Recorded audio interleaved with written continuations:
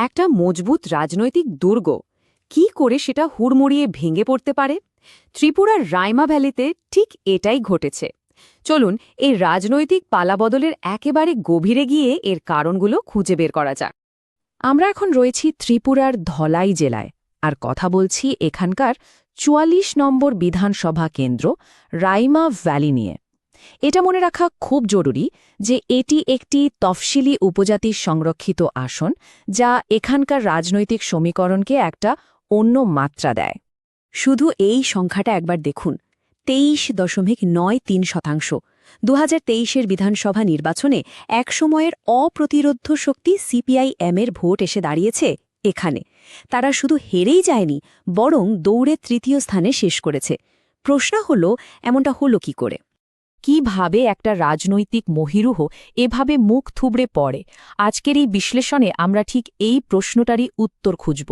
কি এমন কারণ ছিল যার জন্য একটা আস্ত দুর্গ এভাবে ভেঙে পড়ল? এর উত্তরটা কিন্তু লুকিয়ে আছে গত দুটো নির্বাচনের ফলাফলের মধ্যেই। চলুন একটু তুলনামূলকভাবে ব্যাপারটা দেখা যাক, তাহলেই ছবিটা একদম পরিষ্কার হয়ে যাবে। ২০১৮ সালের ছবিটা যদি দেখেন, লড়াইটা ছিল একেবারে সামনাসামনি দুটো শক্তির মধ্যে। একদিকে ছিল আইবিএফটি, যারা প্রায় ৪৭% ভোট পেয়েছিল, আর অন্যদিকে ছিল সিপিআইএম, যাদের ঝুলিতে ছিল ৪২%-এর কিছু বেশি ভোট।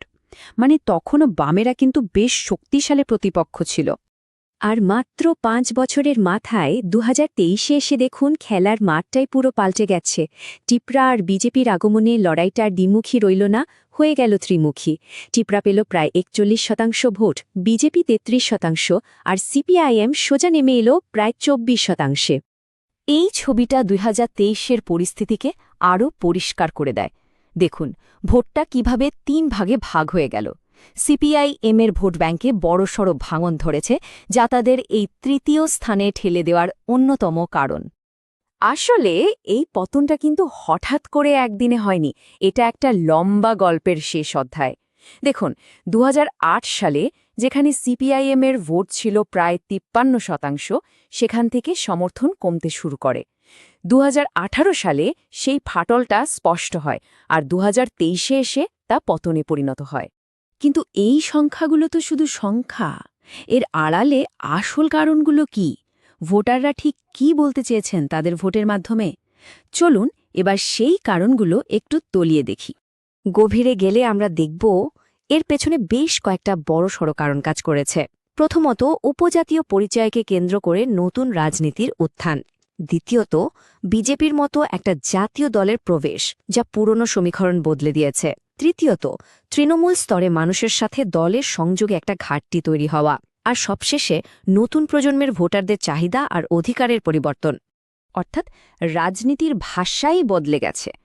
আগে যে শ্রেণীভিত্তিক রাজনীতি বা ঐতিহাসিক বঞ্চনার কথাগুলো চলত, এখন তার জায়গায় ভোটাররা শুনতে চাইছেন উপজাতীয় স্বায়ত্তশাসন, তরুণদের ভবিষ্যৎ আর জমির অধিকারের মতো নক্কর বিষয়গুলো নিয়ে কথা। এই বিষয়টা আমাদের সোর্স খুব সুন্দরভাবে ব্যাখ্যা করছে।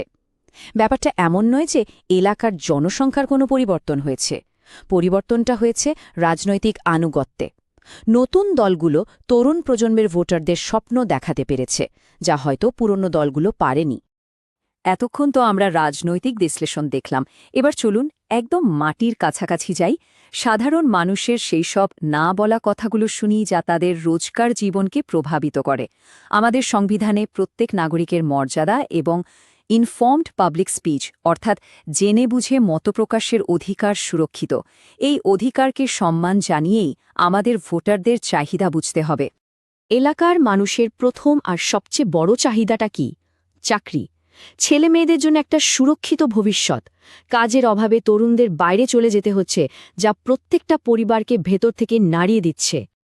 এরপরই আসে জমির সুরক্ষা। বিশেষ করে উপজাতীয় সম্প্রদায়ের জন্য এটা জীবন মরণের প্রশ্ন। বনভূমির অধিকার নিয়ে আইনি জটিলতা আর দীর্ঘসূত্রিতা কৃষকদের মনে একটা গভীর নিরাপত্তাহীনতা তৈরি করেছে। আর রোজকার জীবনের ছোট ছোট সমস্যাগুলো, যেমন একটা ভালো রাস্তা যা বর্ষায় টেকে থাকবে, কাছাকাছি একটা স্বাস্থ্যকেন্দ্র বা নিরবিচ্ছিন্ন বিদ্যুৎ, এই মৌলিক জিনিসগুলোর অভাব মানুষের জীবনকে প্রতিনিয়ত কঠিন করে তুলছে। সবশেষে সরকারি প্রকল্পের সুবিধা। সরকার অনেক যোজনা চালু করলেও সে সুবিধাগুলো ঠিকমতো মানুষের কাছে পৌঁছচ্ছে না। সময়মতো পেনশন, রেশন বা স্কলারশিপ না পেলে সমগ্র ব্যবস্থার ওপর থেকেই মানুষের বিশ্বাস উঠে যায়। তাহলে সমস্যাগুলো তো পরিষ্কার। এখন প্রশ্ন হল, এই ভাঙা বিশ্বাস জোড়া লাগানোর উপায় কি? ভোটারদের আস্থা আবার ফিরিয়ে আনা কি সম্ভব? আমাদের সোর্স অনুযায়ী এর একটা সুস্পষ্ট পথনির্দেশ আছে। আস্থা ফেরাতে একটা চতুর্মুখী মতবাদ বা 4 পিলার স্ট্র্যাটেজির কথা বলা হয়েছে।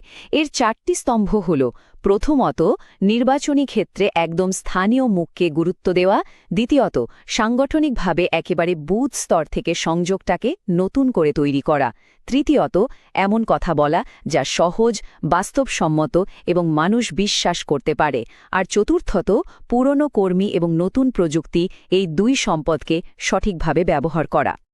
আর এই কৌশলটা শুধু মুখের কথা নয়, এর জন্য একটা নির্দিষ্ট কার্যপরিকল্পনাও দেওয়া হয়েছে। যেমন নির্বাচনী ক্ষেত্রে 7টা বুথেই নতুন এবং স্থানীয় উপজাতি নেতাদের তুলে আনা; সাংগঠনিকভাবে বুথ কমিটিগুলোকে পুনর্গঠন করে অন্তত 80% ভোটারের কাছে ব্যক্তিগতভাবে পৌঁছানো; নিজেদেরকে উপজাতি অধিকারের রক্ষক হিসেবে প্রতিষ্ঠা করা এবং জনশ্রম প্লাস পুরস্কারের মতো কর্মসূচি নেওয়া; আর প্রচারের জন্য অভিজ্ঞ কর্মীদের সাথে সাথে হোয়াটসঅ্যাপ আর ফেসবুক লাইভের মতো আধুনিক মাধ্যমকে কাজে লাগানো। ভারতের নতুন ডিপিডিপি আইন অনুযায়ী মানুষের ব্যক্তিগত তথ্যের গোপনীয়তা এবং সম্মতি অত্যন্ত জরুরি। রাজনৈতিক দলগুলো যখন মানুষের কাছে পৌঁছাবে, তখন এই সম্মানের জায়গাটা বজায় রাখাটা আস্থার প্রথম ধাপ। পরিশেষে শিক্ষা একটাই: কোনো রাজনৈতিক দুর্বই চিরস্থায়ী নয়। মানুষের আস্থা রোজকার কাজের মাধ্যমে অর্জন করতে হয়। রাইমা ভ্যালির মাটি কথা বলেছে, তাদের রায় শুনিয়েছে। এখন দেখার বিষয় কে সেই কথা মন দিয়ে শুনছে। আপনি যদি জনগণের কেন্দ্রিক নেতা হয়ে আপনার নির্বাচনী এলাকাকে উন্নত করতে চান, তাহলে blueprintstrategies.ai এ mgr@blueprintstrategies.ai এ যোগাযোগ করুন বা 08042041660 নম্বরে ফোন করুন। রাজনীতির ঊর্ধ্বে উদ্দেশ্য।